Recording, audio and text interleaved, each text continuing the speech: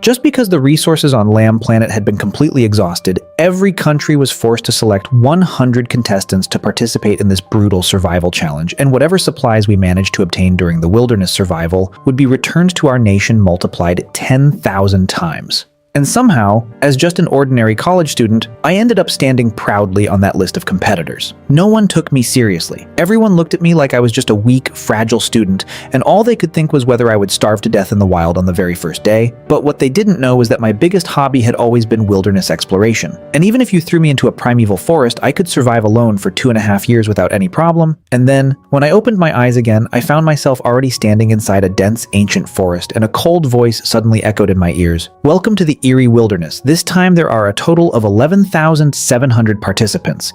Each person will receive a standard set of protective clothing, a multifunctional backpack, and a thermal blanket. And in addition, everyone will randomly receive 3 survival tools. The moment I heard that, I knew I had to check my backpack immediately, so I quickly opened the one I had just received, and inside there was a military shovel, a small iron pot, and a coil of fishing line. And at that exact moment, the audience in the live broadcast room started getting anxious because representatives from the Lighthouse Nation had received a military dagger, flintstones, and a bow and arrows, while the Mao Nation got a combat survival dagger and a wilderness first aid kit. Compared to their gear, mine looked ridiculously inferior, and I could almost hear people saying, "This equipment is way too weak, that college student probably won't even last a day." The Lighthouse Nation and Mao Nation setups are insane, the gap is just too big. And just as global audiences were heatedly discussing everyone's loadouts, that same cold voice rang out again above all of us. Warning, contestant Agudun has been killed by a giant brown bear. Current number of survivors, 11,699. And instantly the atmosphere turned tense. I realized right away, this was a life and death trial. And on my side, after quickly putting on my protective gear and organizing my backpack, I began observing my surroundings. The humidity was extremely high. The soil was loose. Vegetation was lush and thriving. This was a typical temperate deciduous broadleaf forest. Judging by the sunlight above, it was probably around 10 in the morning.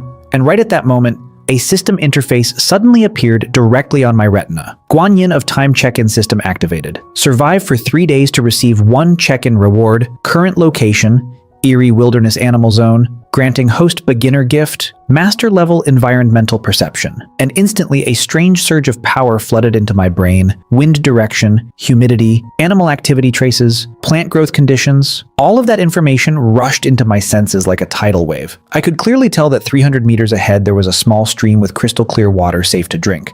700 meters to the northwest there was a natural rock cave suitable for building a shelter. And right in front of me, there was brown bear feces, which meant a large predator was nearby. So this was master-level environmental perception. And with this ability, surviving 3 days, wouldn't that be like eating 9 meals a day without effort? Meanwhile, in a massive conference hall in the capital of Long Nation, hundreds of survival experts were gathered, and on the giant screen were live broadcasts of all 100 contestants.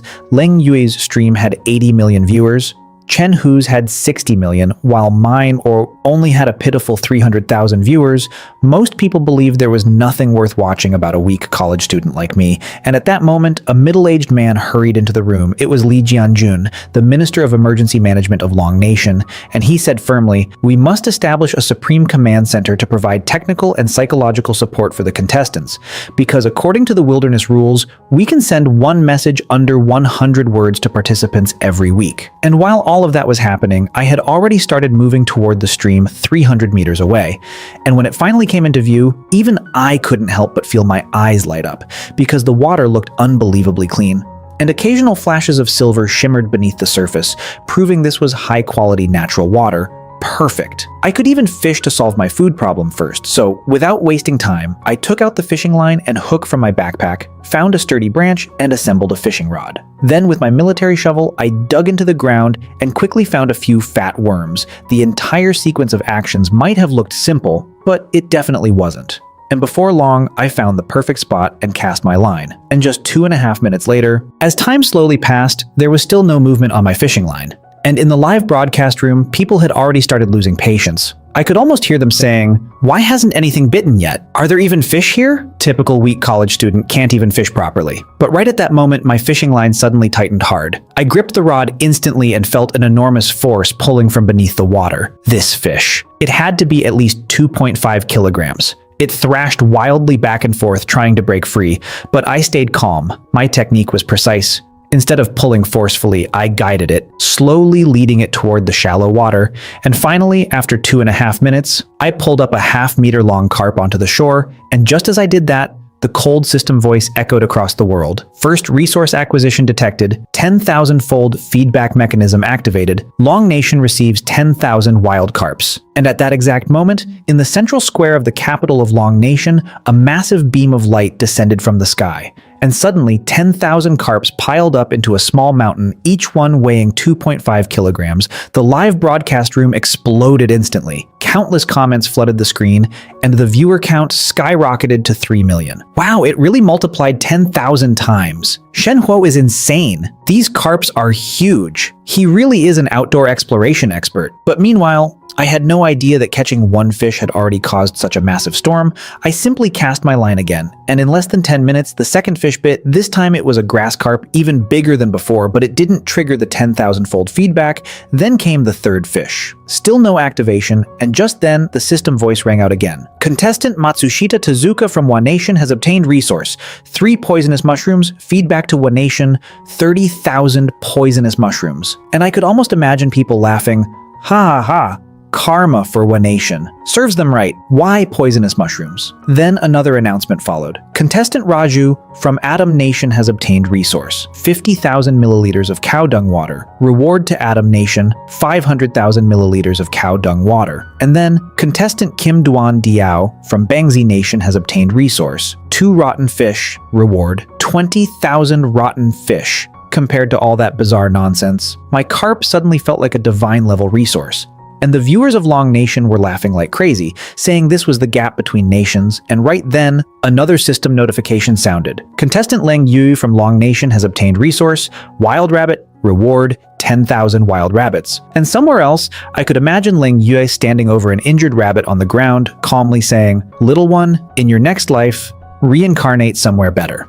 By the time it reached 3 p.m., I skillfully cleaned the fish using my military shovel, and then decided to set up camp near the water source.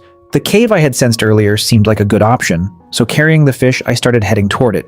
But suddenly, a deep roar of a brown bear echoed from the distance, followed by the desperate cry of a deer, so there really was a brown bear nearby. I stopped immediately, my eyes locking onto the direction of the sound, because I knew very well that both the attack power and speed of a brown bear were terrifying. I stood still, listening carefully, my heartbeat accelerating, not out of fear, but excitement, because this place had clean water, abundant fish, lush vegetation, and if that cave was safe enough to live in, then the one who should be afraid wasn't me, it was that bear. In my previous life, I had dealt with large beasts many times. Wolves, wild boars, even tigers. The key was always to use the right method, find the right timing, and rely on intelligence instead of brute force. That was how you could easily take down such beasts. After observing for 2.5 minutes, I chose to move in the opposite direction of the brown bear. For now, it was better to avoid its edge, and along the way, I kept bending down to pick up dry branches scattered on the ground.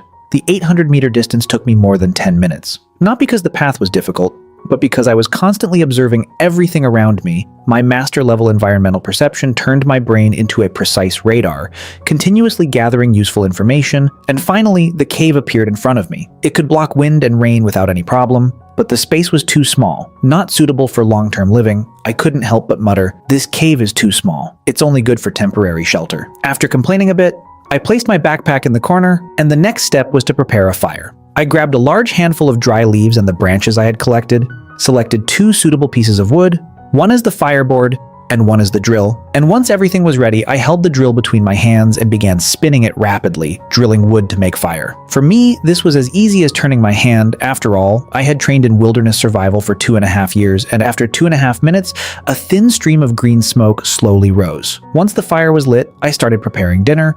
I skewered the 3 fish onto wooden sticks and placed them over the fire to roast, and after 10 minutes, the fish were perfectly cooked, crispy on the outside and tender on the inside. While at that same time, contestants from other countries were still struggling, searching desperately for wild fruits just to survive. I wasn't just eating roasted fish, I even boiled a pot of water, and just as I was patting my stomach in satisfaction, my master-level environmental perception suddenly sent me a notification.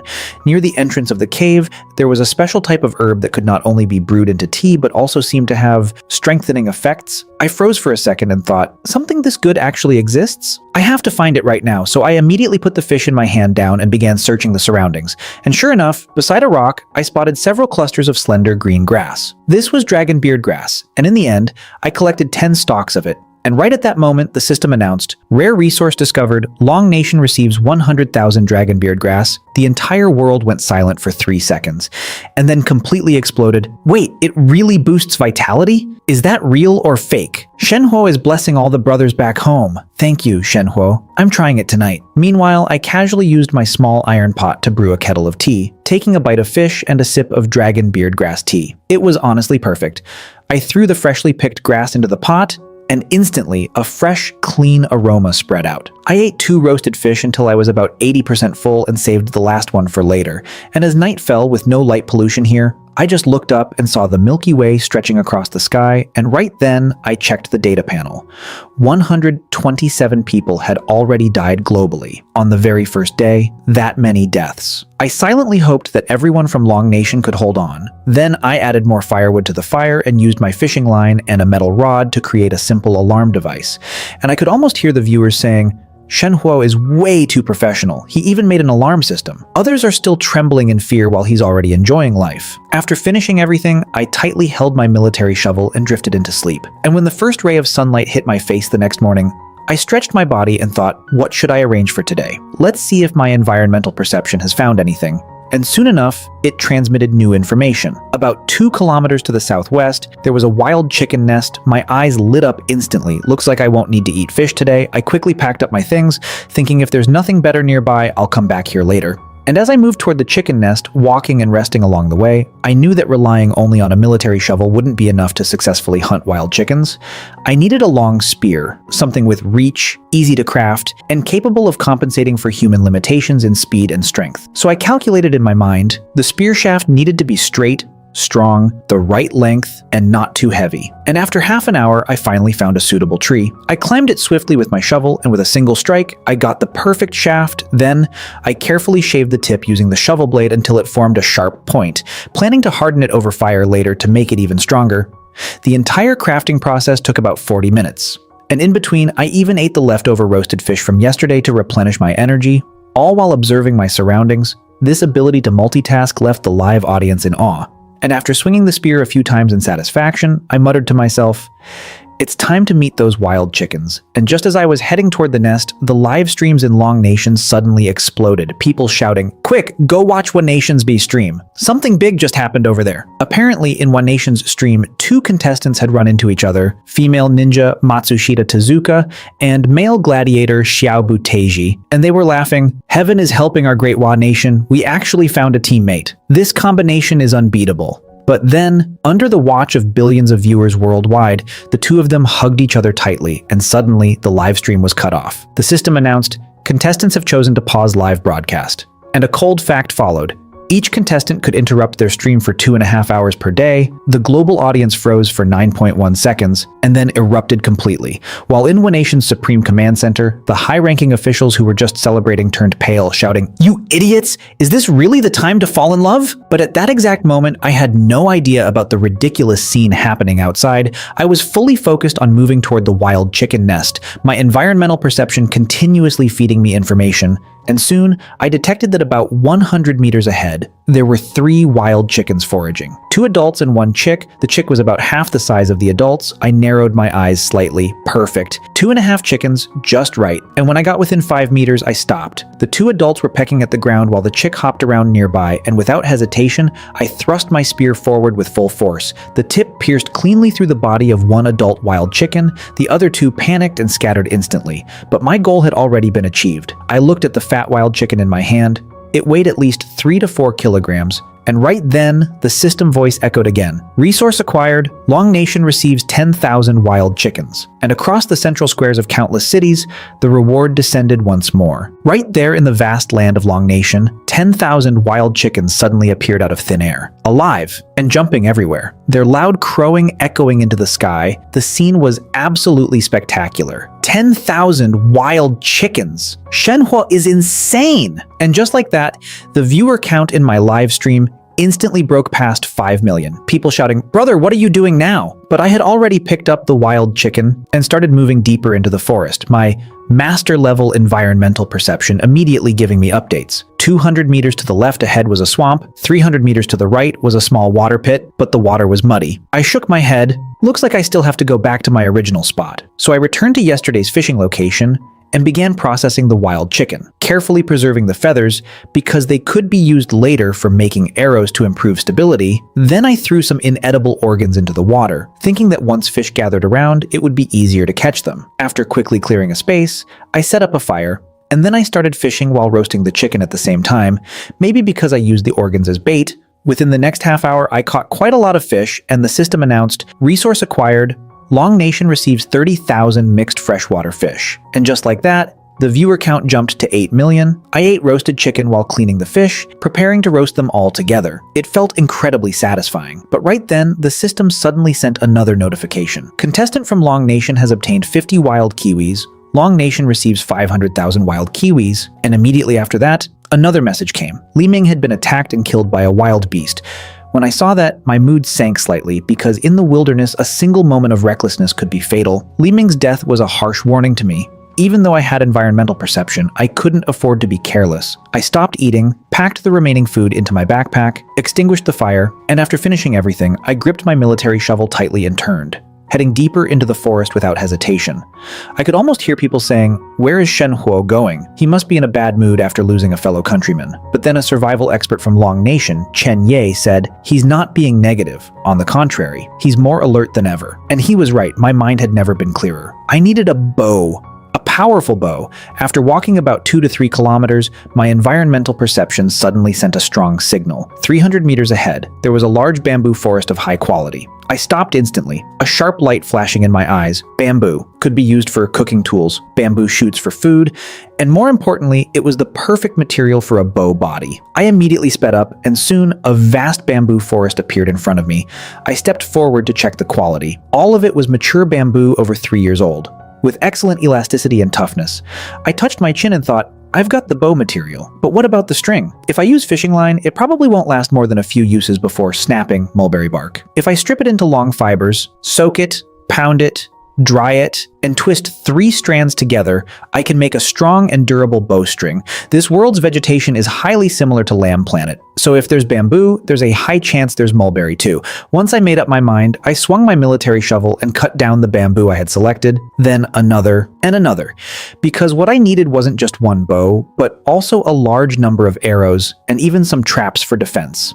And soon the system announced, large strategic resource acquired, mature bamboo, Long Nation receives 50,000 high-quality bamboo in the Fengshan area, southwest of Long Nation. And in just 2.5 seconds, entire mountains in the southwest transformed into a sea of bamboo. And Chen Ye explained, many people may not understand why he's cutting bamboo, but I have a bold guess. He's making a bow and arrows, he's arming himself to dominate the wilderness. Meanwhile, deep in the forest, I had already bundled the bamboo into a large frame, took a deep breath, and hoisted the heavy load, dozens of kilograms, onto my shoulders. Then step by step, I began walking back toward my shelter, my mind already calculating different types of traps I could build. And right at that moment, a violent roar of a brown bear echoed from deep within the forest not far away. It was that same bear again. Damn it. Judging by the sound waves, it was getting closer. People watching were panicking. It's not far from Shenhuo. This is bad. If he gets blocked, he's dead for sure. That roar alone is terrifying. But I only paused for a brief moment,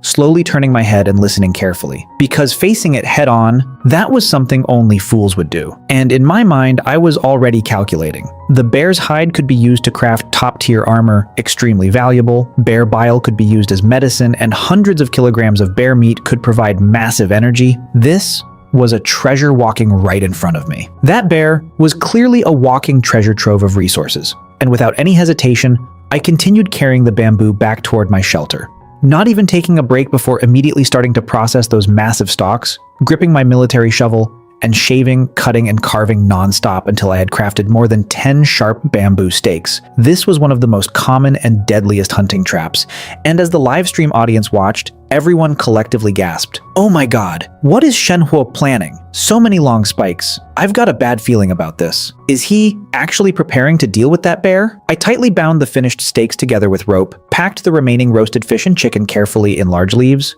grabbed my shovel, and once again slipped silently into the depths of the forest, muttering under my breath, "Brown bear, your good days are over." And soon, a nauseating stench hit my nose, a mix of rot and musk, and on the narrow path ahead, I spotted a pile of fresh droppings. Bear feces. I carefully scanned the surroundings, confirmed it was safe, and then swung my shovel and began digging. And after a full 2.5 hours, I had created a pit trap about 2.5 meters wide and 2 meters deep. Then I drove each sharpened bamboo stake forcefully into the muddy bottom, smirking slightly as I thought, this luxury setup. You better enjoy it. Next, I gathered branches and fallen leaves to camouflage the trap, and from a distance, it looked like nothing more than ordinary ground. No one would ever guess a deadly pit was hidden beneath. As the sun slowly set, I returned westward, filled a pot with water, collected some firewood, and headed back to the cave, taking a bite of chicken and a sip of tea. That sense of satisfaction made my eyes grow heavy, but even though the food smelled great without salt or seasoning, it still felt like something was missing. And after spending the day digging traps, sweating heavily, my body was clearly protesting, my muscles aching faintly. My energy not as sharp as the previous 2 days, I thought to myself.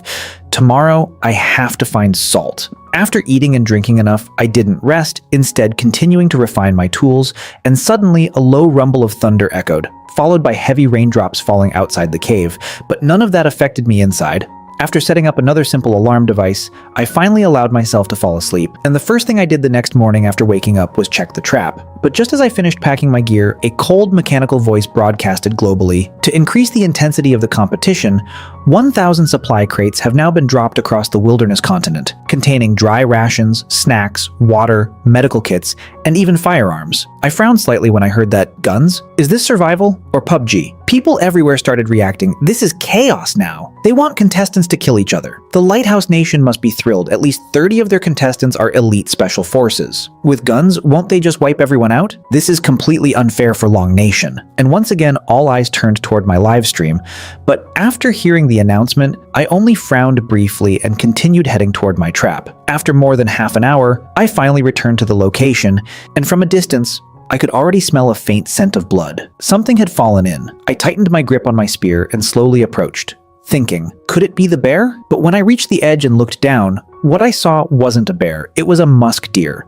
Clearly it had panicked during last night's storm, lost its way, and stepped into the trap. One leg already impaled, even though it wasn't the bear. This deer weighed at least 200 to 300 kilograms, and the system immediately announced, large resource acquired, musk deer, Long Nation receives 10,000 musk deer. And across Long Nation, the entire country erupted. In the capital's central square, countless muscular musk deer poured out of beams of light like a flood, thousands of them running wildly, creating an overwhelmingly grand scene. After a moment of stunned silence, the people burst into thunderous cheers. "Shenhuo is unbelievable! From today onward, he's my only idol. 10,000 musk deer, this resource is insane." Meanwhile, I stood at the edge of the pit, observing for a moment before jumping down, my first strike precise and clean, slicing open the carotid artery to drain the blood, and then I began cutting, separating, and processing. And in what felt like an instant, a massive 300-kilogram creature was broken down into 7 or 8 parts. I wrapped the fattest portion of the deer, along with a piece of liver carefully, then hoisted the heaviest hind leg onto my shoulder, thinking I needed to move all this meat back to the cave quickly before other predators noticed. And as soon as I climbed back to the surface, I didn't waste even a second, moving fast. And 10 minutes later, I was already back at the cave, carrying that heavy load of fresh meat. The remaining meat still needed to be transported as quickly as possible, and at that same time, less than 100 meters away from the trap, deep in the forest, an enormous brown bear slowly poked its head out from behind a bush, its standing height absolutely exceeding 3 meters, its thick brown fur standing up like steel needles. And the most terrifying thing Was its eyes completely emotionless. It stared silently at my retreating figure while its massive paws scratched the ground restlessly, and 20 minutes later, when I returned to the edge of the trap, I suddenly noticed several huge bare footprints clearly imprinted in the mud. A chill shot straight up my spine. That thing had just been here not long ago. It might even still be nearby. I clenched my jaw, anger rising in my chest. "You dare steal my prey! Let's see if I don't skin you alive." The fury in my eyes slowly turned into a cold, killing intent. But when I got back to the cave, the deer leg lay quietly on the cool stone, and strangely, I had no appetite at all. The more I thought about it, the angrier I became. Stepping back only made it feel like I was losing more. So without even turning back, I walked straight out of the cave again, deciding to change direction and head into an unexplored area to try my luck. After walking about a kilometer, my steps suddenly stopped. About 50 meters to my front left, something caught my attention, and when I looked closely, it was a mulberry tree, the very thing I had been searching for. Perfect. With bamboo for the bow and mulberry bark for the string, that bear and our score needed to be settled properly. Thinking that, I immediately pulled out my military shovel and carefully peeled strips of bark from the tree, collecting 12 bundles, just enough to craft a strong bowstring once I got back. Satisfied, I slung my backpack over my shoulder and prepared to continue exploring deeper. But suddenly, I felt a light tap on my right shoulder. Warm, almost like a human hand. What the hell? In an instant, I gripped my shovel tightly and swung it behind me. But there was nothing there, and in the next second, a monkey's screech came from above. I looked up to see a monkey hanging from a branch, baring its teeth, even trying to snatch my backpack. And at that moment, something inside me snapped. First, a bear steals my food, and now even a monkey thinks it can mess with me? Out here in the wild, being kind to others is being cruel to yourself. I tightened my grip on the shovel, and soon the monkey's miserable screams echoed through the forest. After dealing with it, I didn't even bother with the corpse. I had no interest in that kind of food. And just then, the live broadcast exploded again, people shouting, "Go watch a Threes stream! That guy is insane!" Meanwhile, in a Threes stream, a bearded contestant named Kuma stood there grinning. In front of him was an opened supply crate containing a first aid kit and several packs of rations, but more eye-catching was the giant lizard over a meter long that he was holding. His luck was unbelievable, finding a supply crate and catching prey, but in the next moment, under the watch of the entire world, he gave the lizard a strange, unsettling smile. And suddenly, the live feed went black. The system announced, "Contestant has paused live broadcast. It will be forcibly resumed in 2 hours." The entire world fell silent. Someone muttered, "I thought Wa Nation's contestants were already the limit." I didn't expect there were even crazier ones. Even survival experts could only awkwardly sip water to hide their embarrassment, but I knew nothing about any of that ridiculous chaos. I was still moving through the nameless forest, and about 100 meters ahead I saw a swamp and immediately changed direction to avoid it. And soon I noticed a large amount of animal droppings scattered across the ground. This was likely a gathering area or a path animals frequently used.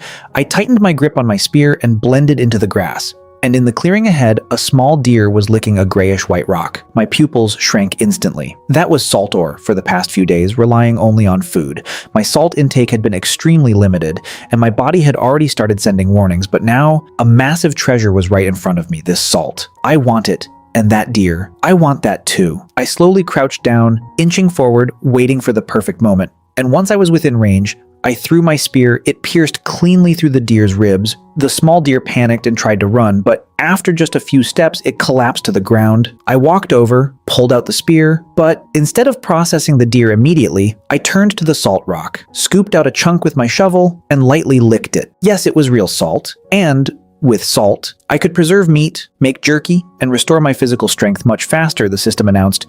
Resource acquired, wild deer, Long Nation receives 10,000 wild deer, and after that I began striking the salt ore repeatedly, each hit sending vibrations through my hands, numbing my grip, until I had filled nearly half my backpack with raw salt, today's harvest, a 40 to 50 kilogram deer, and over 20 kilograms of salt. And as I started heading back through the forest, everything somehow felt lighter. But right at that moment, the system interface suddenly displayed another notification. A blood-red system notification suddenly flashed before my eyes. Contestant Jack from Lighthouse Nation has eliminated contestant Pedro from Nation 8 Lakes someone had already started killing. Jack, a former member of the Elite Special Forces Unit 6 of the Lighthouse Nation, a top-tier operative skilled in jungle warfare and assassination, for him, this wilderness wasn't a place to survive. It was a hunting ground, and at that moment, I realized everything had changed.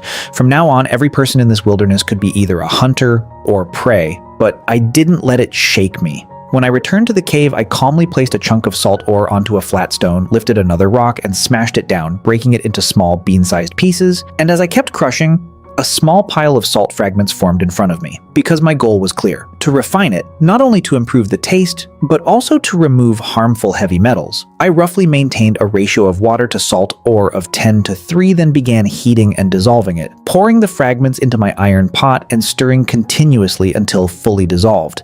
After that, I took out an empty bamboo tube from my backpack, filled it layer by layer with fine sand from outside the cave, then ash from the fire, and finally charcoal, creating a simple filtration system, slowly pouring the salt water through it and repeating the filtration 3 times. Then I poured the purified brine back into the pot to evaporate, and as the water slowly disappeared, white crystals began forming at the bottom. The entire refining process took nearly 2 hours, and when a clean layer of white salt finally appeared, the live stream exploded. He actually refined salt. It looks even purer than supermarket salt. Shenhuo is unbelievable. But I stayed focused, repeating the process 2 more times until I filled an entire bamboo tube with refined salt. And just then, my stomach growled loudly. It was time to enjoy today's rewards. I took out the deer leg I had harvested, made several cuts into the meat with my shovel, then sprinkled the freshly refined salt over it, and after about half an hour, it was perfectly roasted. I took a bite and nodded in satisfaction. Finally, real flavor. After eating my fill, I didn't rest. Instead, I immediately began crafting my bowstring. The mulberry bark fibers were tough and elastic, perfect material. I split them into thin strands and twisted them into a strong cord. Then I took the bamboo I had prepared earlier and started shaping the bow body. And before long, a perfectly balanced bamboo bow rested in my hands.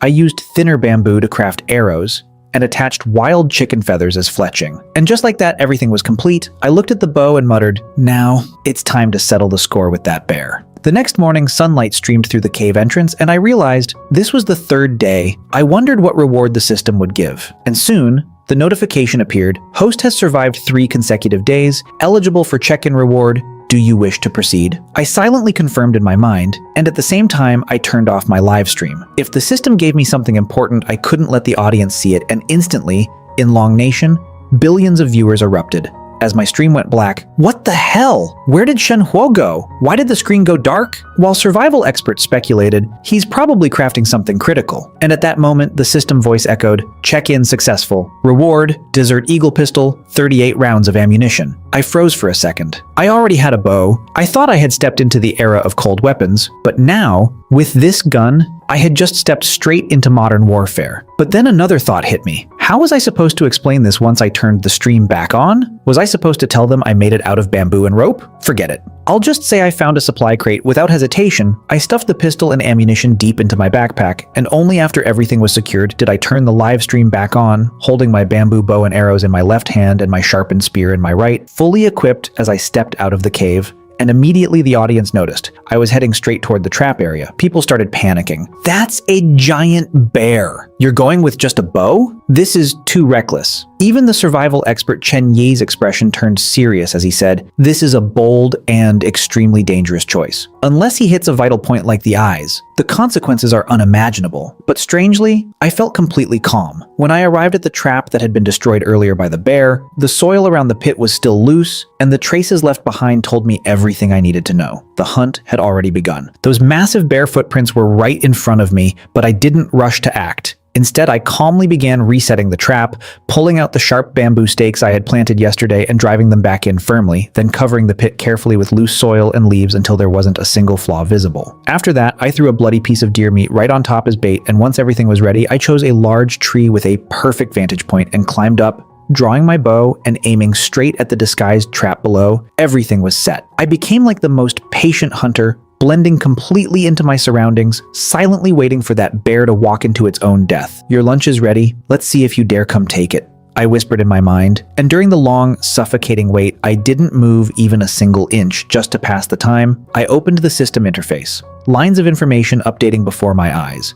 Contestant Bruce from Lighthouse Nation has opened a supply crate and obtained a compound crossbow and arrows. Contestant Laji from Adam Nation has died after eating poisonous grass. Contestant Wang Xin from Long Nation has discovered iron ore.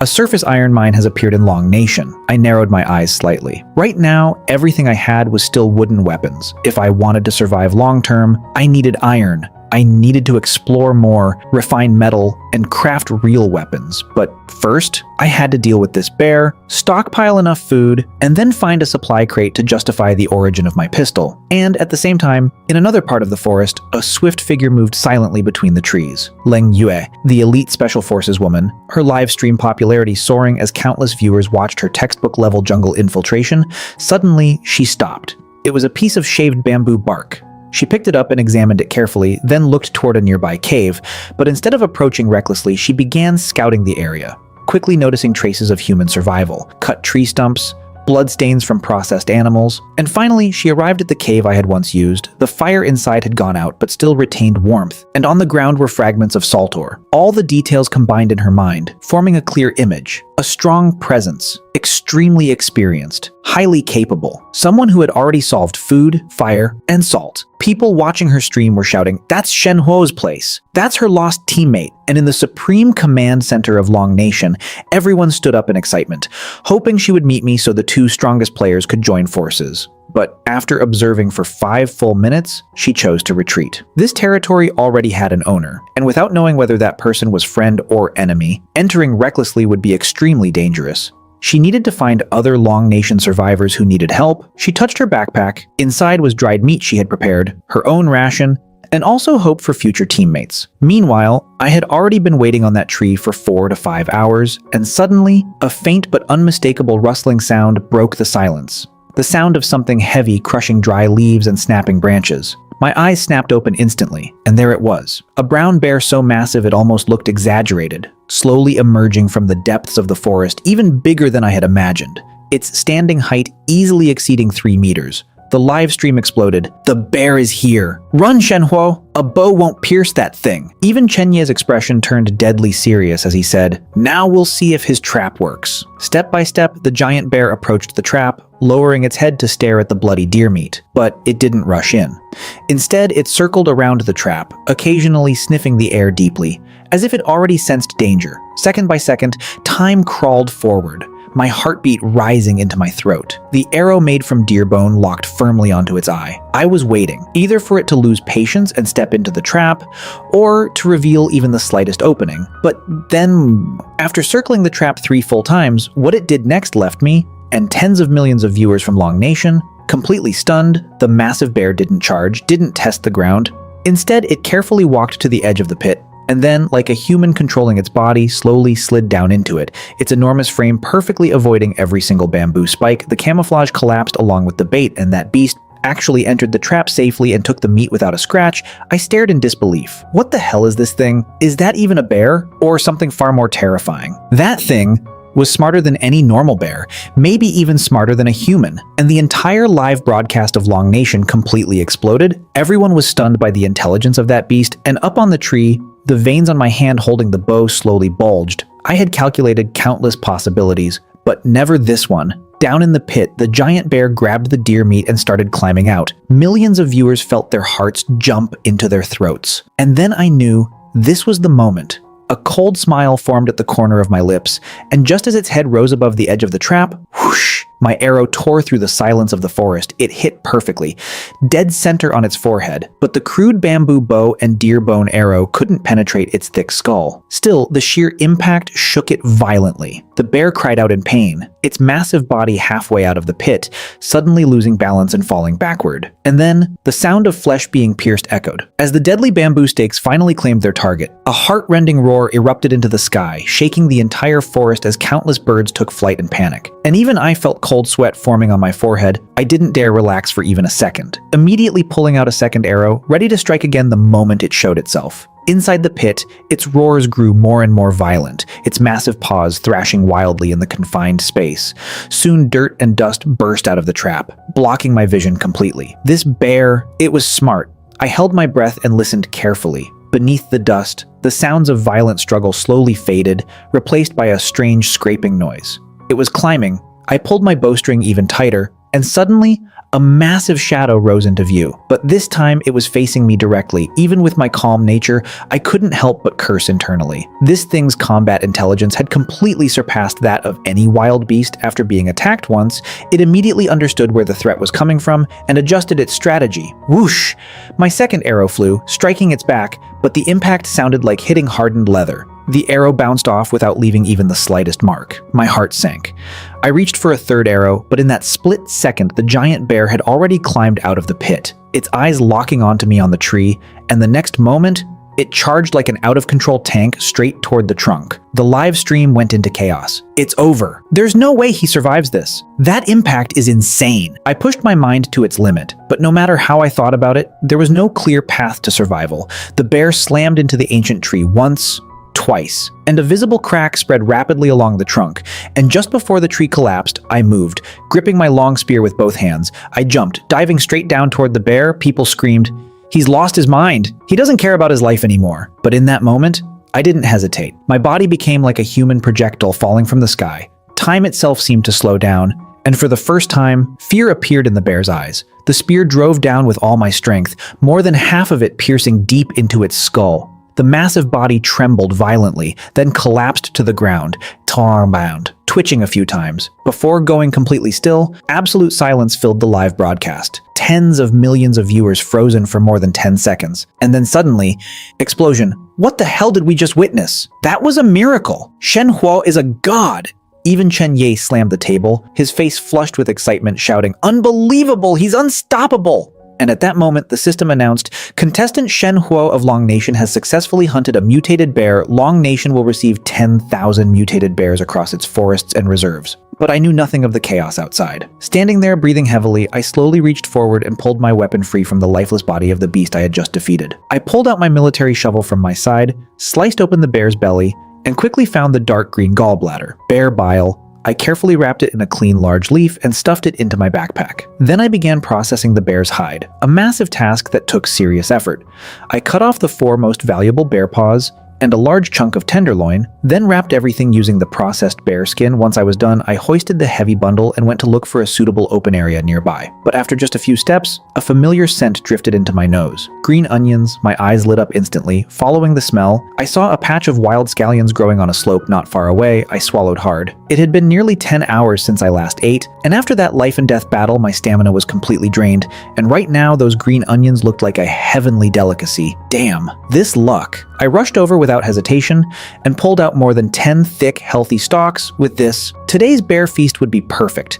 I found a flat open space nearby, started a fire, placed the bear tenderloin on a flat stone, and sliced it into thick pieces with my shovel. As the meat slowly turned a rich brown, the aroma filled the air. I picked up a piece and bit into it. Incredible. Pure heaven. But the bear meat was rich and fatty. Eating it alone would get overwhelming fast, so the green onions came in. I took a big bite of the onion, its sharp, spicy juice flooding my mouth, then followed it with a piece of bear meat. Perfect. This combination was unbeatable. If I had some strong liquor, it would be even better, I thought to myself. Once I find a stable base, brewing alcohol will definitely be on my list, because roasted meat with liquor, that's what real living feels like. Just as I was immersed in the joy of the meal, the corner of my eye caught something strange. In the distant sky above the forest, a column of red smoke was rising.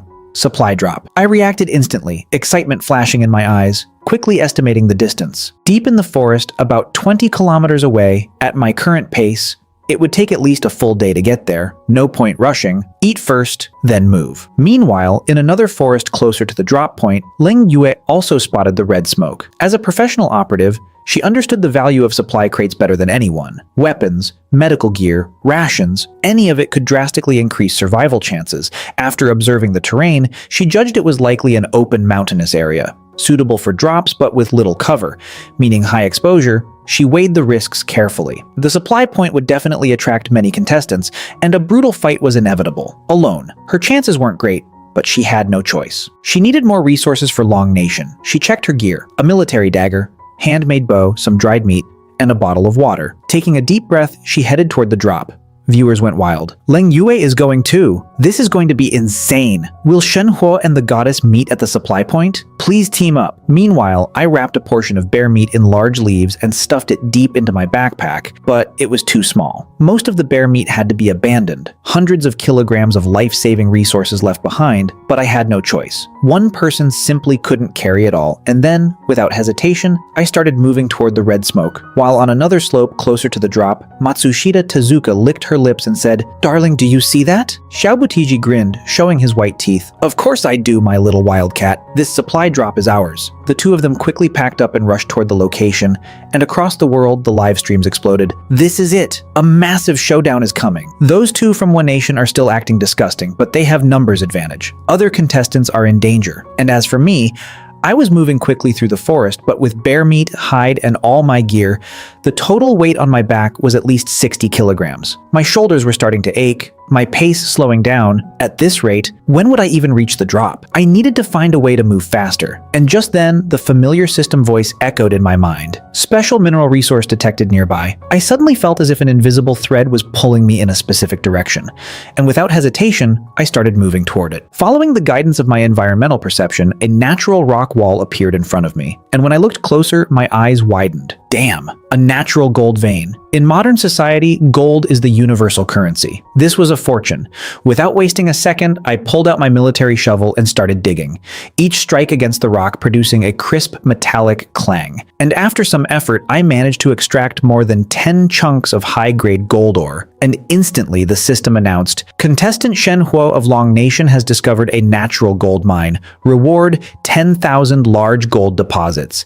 The entire nation erupted as small golden hills rose across the land. But I didn't linger. After packing all the ore, I slung my backpack over my shoulder and continued toward the supply drop. Knowing other contestants were also rushing there desperately, I had to move faster, but less than half an hour later, the sky suddenly changed. Dark clouds rolled in violently, and then dense hailstones began crashing down from above.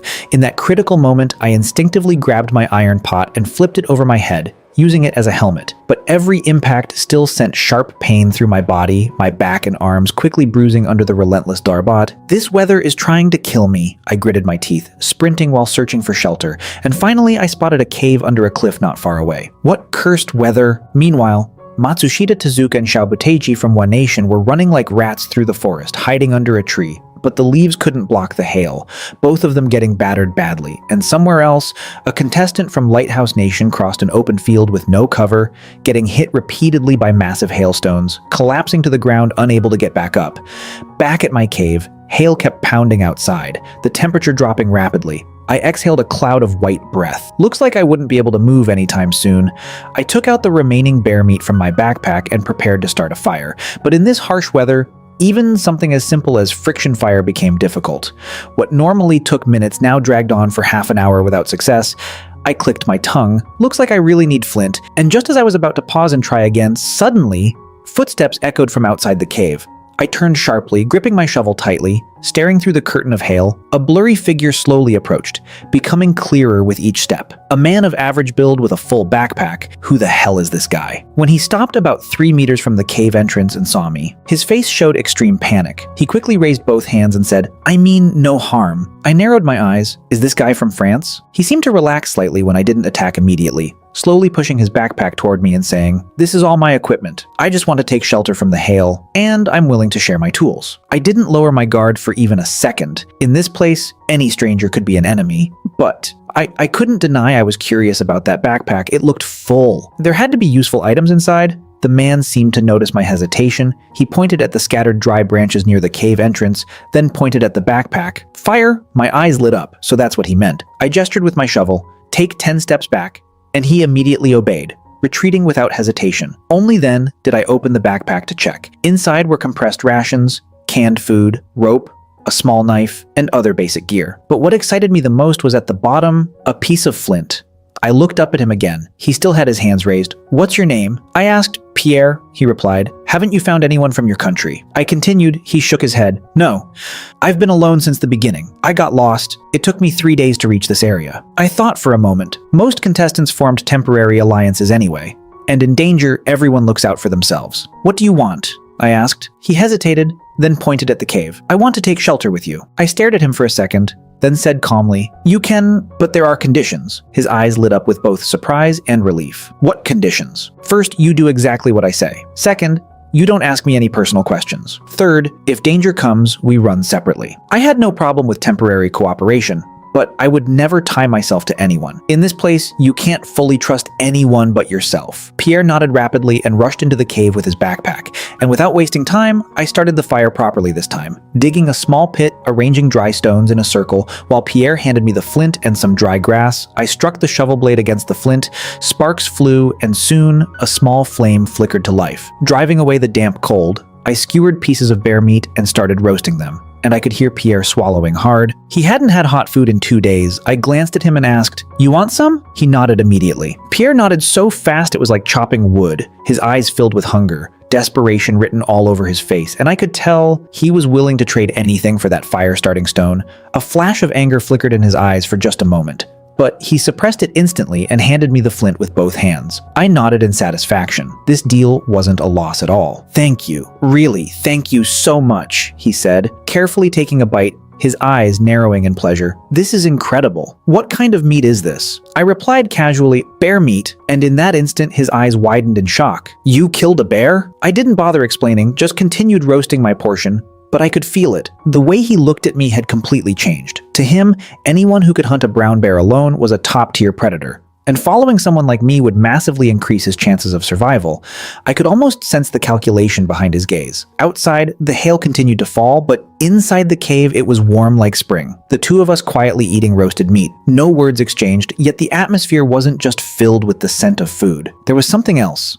Something subtle and dangerous. Pierre occasionally glanced at me, that faint, calculating look flashing in his eyes. "You're really incredible. I've never seen someone kill a bear before." I didn't respond, just nudged the fire with a stick. Then he continued carefully, "A strong person like you must have a lot of good equipment, right?" I finally glanced at him, just once, and that was enough to make him flinch. He clearly remembered my rule. "No personal questions." He forced a smile. "In France, we say friends should help each other. You saved me. I'll definitely repay you." Meanwhile, in the live stream, viewers had already noticed something was off. "This guy's eyes aren't right. He's like a fox plotting something. Shenhuo, be careful. This guy is dangerous." As night deepened, the hail outside finally stopped. Pierre checked the time, then looked at me. "It's late. Why aren't you sleeping yet?" I didn't even open my eyes, replying calmly, "Aren't you still awake too?" He laughed awkwardly. "I'm used to staying up late. You should rest. I'll keep watch. Make sure nothing goes wrong," I answered flatly. "I'm not sleepy." Cutting him off completely, he grew slightly uneasy, but still forced a friendly tone. "Then we can both keep watch. Do whatever you want," I said. Time passed slowly,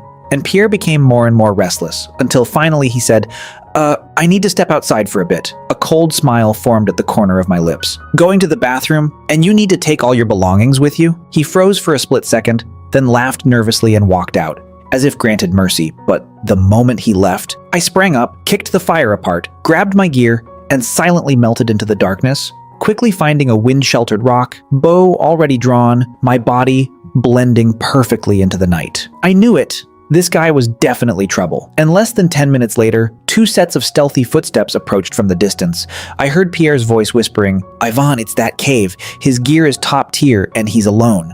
The other voice replied, "You're sure he didn't notice?" "I watched all night. He's alone," Pierre said confidently, then added, "Just cripple him first, then take everything, and don't leave any traces." The two of them rushed into the cave like wolves, but inside, nothing, just scattered ashes. Pierre's face changed instantly. "Impossible. He was right here." Ivan spun around, glaring at him. "Idiot. He spotted you." And at that exact moment, whoosh, an arrow pierced straight through Pierre's thigh, the impact knocking him to the ground. Ivan's face twisted in shock as he raised his machete and roared, "Who's there? Get out!" But his answer came in the form of another arrow. It shot clean through his wrist, the machete clattering to the ground. Ivan screamed in agony as blood poured out. And then, I stepped out slowly from behind the rock, bow drawn once again, aiming directly at them. I didn't say a single unnecessary word, just slowly pulled the string tighter, because in this place, only the strong had the right to survive. And after it was over, I began collecting the spoils. The night wind carried the heavy scent of blood, but I didn't care at all. "Jackpot," I muttered. Inside their belongings, aside from compressed rations and half a bottle of water, there was a brand new red first aid kit. This was a second life in the wilderness, and from Ivan, I found half a dried rabbit, a coil of nylon rope, and the machete itself. All top-tier survival tools I had been hoping for. I packed everything useful into my backpack, then gave the two bodies one last cold glance. Next life, open your eyes properly. And with that, I turned and disappeared into the darkness. And at the same time, in the live broadcast of Long Nation, the audience completely erupted, comments flooding like a volcanic eruption. Shenhuo is unstoppable. This is what a man of Long Nation looks like. A textbook-level counter kill. I had just shown everyone that in the wilderness, the most dangerous thing isn't beasts, it's people. And while Long Nation erupted in celebration, some other nations fell into dead silence. In the Global Emergency Conference, the French representative's face turned red with rage as he madly accused me and Long Nation, but the Long Nation representative simply replied calmly, "Those are the rules of the game," leaving France with no ground to argue. And when he realized he couldn't win logically, the French representative snarled, "In 2 days, the communication channel between contestants will open. I will personally order all surviving French contestants to hunt down every Long Nation participant at any cost." The moment he said that, the entire meeting room froze, but the Long Nation representative only smiled faintly. "We'll be waiting." Meanwhile, back in this eerie wilderness, I carried my heavy spoils and silently moved through the forest as the report of me eliminating 2 foreign contestants had already spread. And somewhere else, inside a hidden cave covered with vines, Leng Yue was sharpening her military dagger when suddenly her device vibrated. She looked down, and the moment she read the report, her pupils shrank. "Shenhuo, well done," she muttered, increasing the force as she sharpened her blade. She knew she couldn't fall behind, and at the same time, other contestants from Long Nation also saw the news, their hearts filling with pride and hope. Not long after, the eastern horizon began to glow. I stood up, brushed the dust off my body, slung my heavy backpack over my shoulder, determined my direction, and started moving again toward the red smoke, my eyes burning with resolve to claim it. But after hours of high-intensity movement, my legs felt like they were filled with lead, every step painful, even starting to tremble, so I decided to stop and recover. Guided by my environmental perception, I moved toward a more humid direction, and soon the sound of flowing water reached my ears. Pushing aside the bushes, I found a small stream. The water wasn't crystal clear, mixed with sand and leaves, but in this place, it was life itself. I dropped my heavy backpack, pulled out my machete, walked to a nearby tree about the thickness of a bowl, took a deep breath, and swung hard. The blade sank halfway into the trunk. I let out a low shout, continuing to strike, and in less than 2 minutes, the tree collapsed. I quickly processed it into firewood, then took out the flint, striking it with the back of my blade. Sparks flew and landed perfectly on the dry tinder I had prepared, and in the next second, smoke rose, flames burst to life, and soon a warm fire crackled in front of me, the exhaustion and cold in my body instantly fading. "Having fire is the best," I muttered, then used my shovel to dig a simple filtration pit by the stream, layering sand and gravel before placing a filter setup, scooping the muddy water, filtering it repeatedly, and finally pouring it into my iron pot to boil. While waiting, I took out the half-dried rabbit. It was hard as wood, but to me, it was top-tier food. I had eaten too much fatty bear meat. Something lighter was perfect. Thinking that, I took out my Swiss knife, sliced the meat into small pieces, skewered them on sticks, and roasted them over the fire. And soon, the heat forced the fat out, releasing a rich aroma that spread through the forest in the live stream. Countless viewers were drawn in by the scene. Even the host couldn't help swallowing, while survival expert Chen Ye said seriously, "This is a classic and highly effective water purification method. It shows extremely rich survival experience." Meanwhile, I sat by the stream, drinking boiled water and eating roasted rabbit, crispy on the outside, tender inside, and the fatigue from a sleepless night gradually faded away. Soon, I finished the last piece, carefully buried the fire with sand, poured water over it, and checked thoroughly to make sure no embers remained, leaving nothing behind. And then, once again, I lifted my backpack and prepared to move forward. The moment I hoisted my heavy backpack again, I felt my strength return, my body filled with energy as I quickly locked onto my direction and continued moving toward the supply signal. But less than half an hour later, my steps slowed down unconsciously. The forest had become too quiet. The birds and insects that filled the air before had vanished completely, and in that instant, a chill shot from the soles of my feet straight to the top of my head. Every muscle in my body tensed as my hand instinctively gripped the machete at my waist. My master-level environmental perception surged to its limit as my eyes scanned everything around me. And then I saw it. Between 2 trees ahead, about 10 centimeters above the ground, a thin cord made from twisted animal sinew, a hanging snare trap. And in the live stream of Long Nation, the atmosphere exploded. Chen Ye stared at the screen and said seriously, "This is a human targeting snare. Shenhuo has been marked." Everyone's hearts jumped into their throats, but instead of panicking, I slowly crouched down, drawing a few circles on the ground with my finger, building a three-dimensional attack model in my mind, analyzing where the strike would come from once the trap was triggered, and very quickly. My gaze locked onto two perfect ambush points nearby, a cold smile forming at the corner of my lips. Then I quietly stepped back twice and vanished into the shadows, blending into the forest, at the same time drawing my bow and placing a bone arrow onto the string. Meanwhile, at one of the ambush points, two contestants from Wa Nation were crouching and hiding. Xiao Buteji frowned, staring at the spot where I had disappeared. Did he notice something? Matsushita Tezuka replied calmly, "Impossible. That snare was crafted using the ancient techniques of our nation. He can't detect it. Just stay patient and wait for him to trigger it." Hearing that, Xiao Buteji relaxed slightly, licking his dry lips with greedy eyes. But as time passed, nothing happened. The trap remained silent, their patience slowly eroding. And then suddenly, a faint rustle came from the bushes nearby. Xiao Buteji flinched, immediately aiming his crossbow toward the sound. Only to see a wild rabbit dart out and run away, he let out a breath of relief. But in the very next moment, from a distance, a dark streak flashed. Whoosh! An arrow pierced straight through his wrist with terrifying precision. His scream tore through the forest. Seeing this, Matsushita Tezuka instantly rolled aside, drawing his blade and scanning the surroundings. And then, I stepped out slowly, bow in hand, my eyes calm as if I was already looking at two corpses. The pressure alone made him struggle to breathe. "Who are you?" he demanded. But I didn't answer. I simply raised my bow and aimed at him. Matsushita's wrist flicked, 3 sharp stones shot toward me while he charged forward with his blade, but my reaction was faster. I shifted slightly, dodging the stones, and instantly drew and released another arrow. He dodged, but the arrow wasn't meant for him. It flew straight into Xiao Buteji, who couldn't even react, the bone arrow piercing through his skull. Watching this, Matsushita was completely shaken, but I was already closing in, military shovel in hand. He raised his blade to block. Clang! Sparks flew as shovel and blade collided, and in the next second, an overwhelming force surged through his weapon. His palms split open from the impact, blood bursting out as he staggered back 2 steps. His eyes filled with disbelief. "What are you?" But I didn't stop. My attacks came one after another, relentless. He gritted his teeth and tried to block, but the crushing force shattered his bones. The pain exploded through his body as he was sent flying back, slamming into a tree, and before he could recover, I was already there, like a shadow, raising my shovel high and bringing it down toward his head with lethal intent. And at that same time, about 1 kilometer away, Leng Yue heard the scream and stopped. Instantly, calculating the direction. In a split second, she didn't rush in blindly, instead suppressing her presence completely as she moved toward the source, soon arriving behind a large tree, just as she prepared to observe the situation ahead. Whoosh! A black arrow shot out from behind her,